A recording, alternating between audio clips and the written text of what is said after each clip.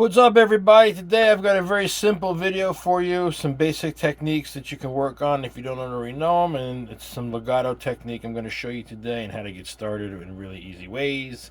I taught this stuff to an 8-year-old and an 80-year-old in the same month, so I know that anybody in between can learn it all.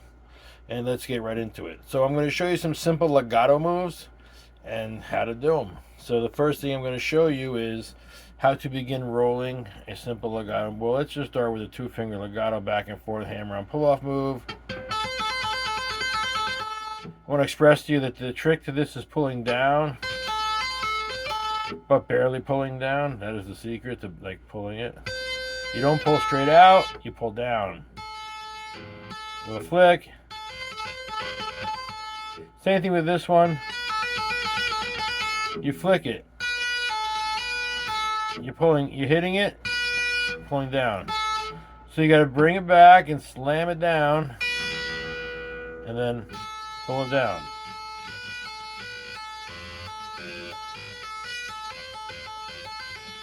Reach out, get the bite.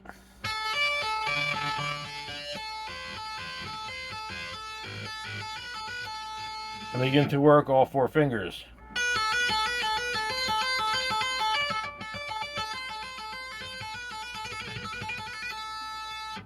Okay, so that's the first thing you want to start working on. Once you get that down, I'm going to show you some combination moves, combos you can do right now. First thing we're going to work on is just a simple A, B, and C.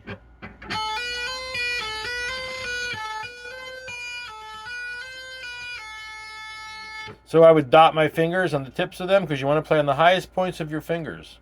So maybe put a marker and dot right there maybe. And you're bringing them back and you're going to slam them. Then you're going to pull them. So in the beginning it doesn't matter how far back you bring it. And it doesn't matter if you really hear the note, because if you're just starting out, you're probably not going to have enough strength to whack it and hear it very well. That's coordination that you have to build over time. What you have to learn to do now is just hit the note in the right spot on your finger. Getting the finger and not whacking it like this, but getting it correct. Okay, in each finger separately, you have to do that.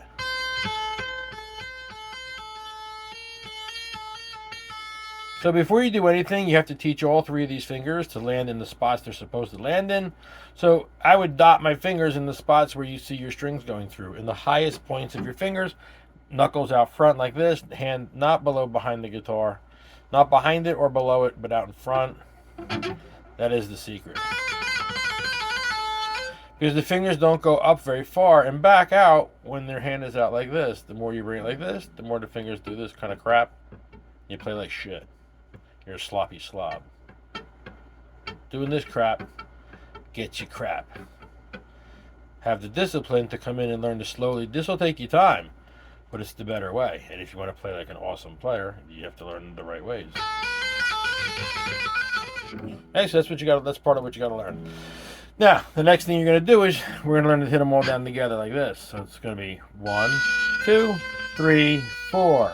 1, 2, 3, 4. Or you can count it as on, off, off.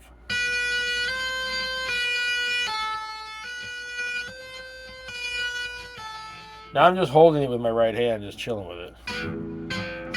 And I got my hand covered up for feedback purposes. And that's what you're doing. You're going to roll them. So you look at what you're doing here. You're going to, again, it doesn't matter if you get the noise. If you're just starting out, you're looking for the technique to be correct.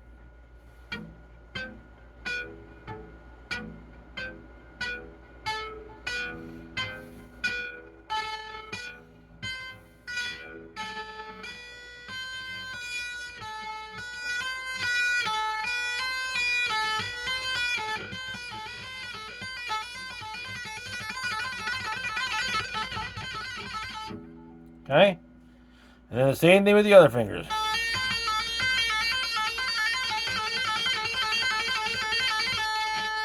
So again, in the beginning, you're individually going.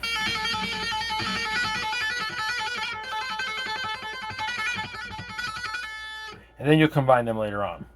Now you want to move to a smaller set of frets, maybe like a C, a B, I don't know, C, a B, D. I'll just use D, E, F, G so you all can get in there.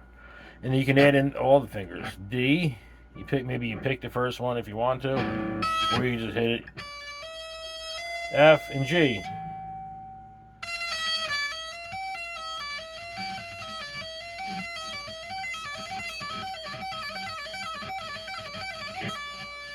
Again, it's on, off, off, or 1, 2, 3, 4, 5, 6. On, off, off, on, off, off.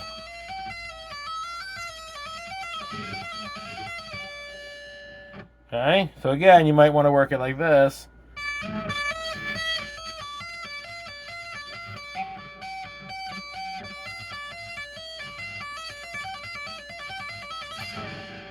Just play around with some little different things. But that's what you're going to do, is you're going to build the technique to hammer that finger down.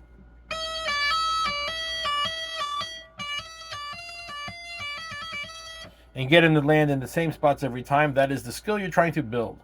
The speed comes later on and is a gift that when you show that you know how to do that technique well, this on thing, well, then you start chasing it with a metronome to get the speed.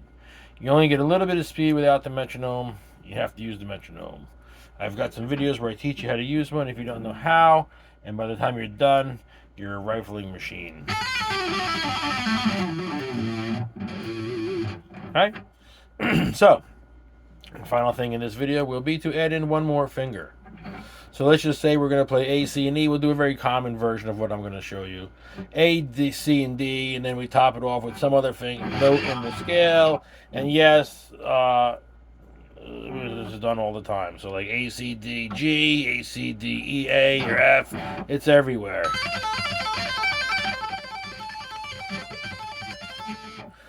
We're just going to add in, or if you wanted all four of them, I guess you could go like this, A, B, C, D, and then you can do E, F, sharp, G. You can do something like that.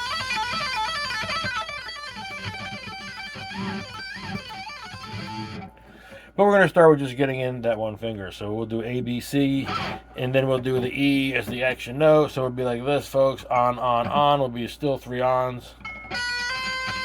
And that'll be your third one like this. What did I do, miss it? There it is. Oh, she disappeared on me there. So you're going to add this extra note.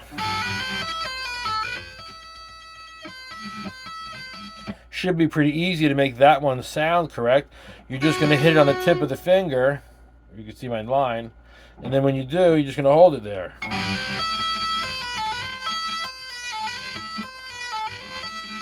Most people make the mistake of pulling the note off too fast and they get this kind of garbage. That's not how it works, folks. This note has to be accented as equally well as all the rest of them, so they all sound equal, and you can't tell which one is the finger that's tapping, because all the notes sound the same.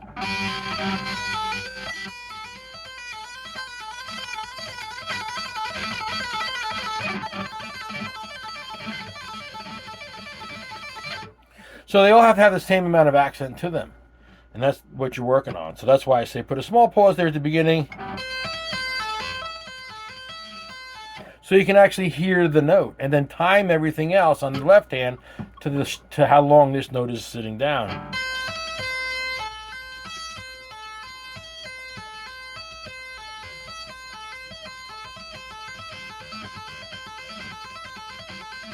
If you use a metronome, it will teach you to make the tapping note is equally timed with the left hand. That would be the point of your metronome. Now, if you want to just move a final thing before we go, last move I'm going to show you is how to move a 3-finger legato move up across a simple box pattern, like a typical modal box, like just say like a regular box. Like this will be, we'll use this Dorian box.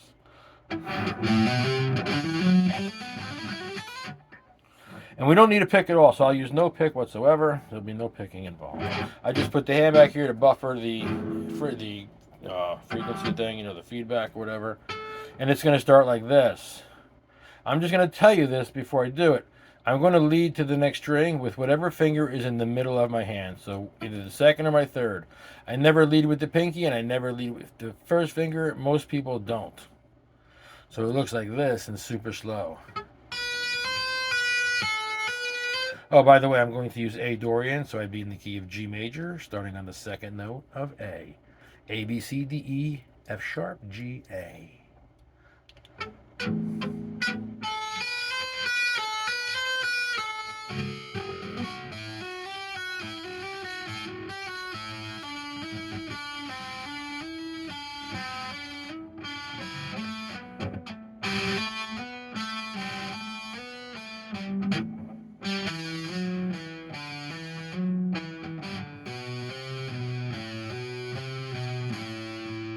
I'll do it again.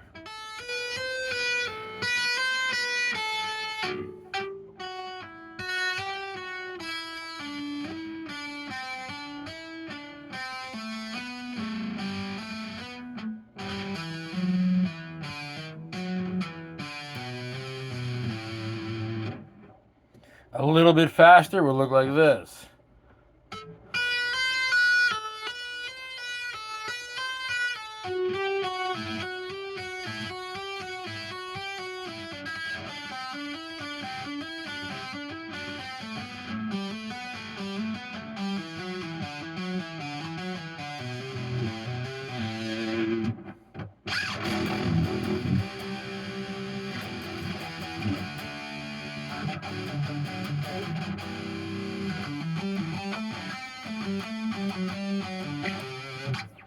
So, it would end up looking like this a little faster.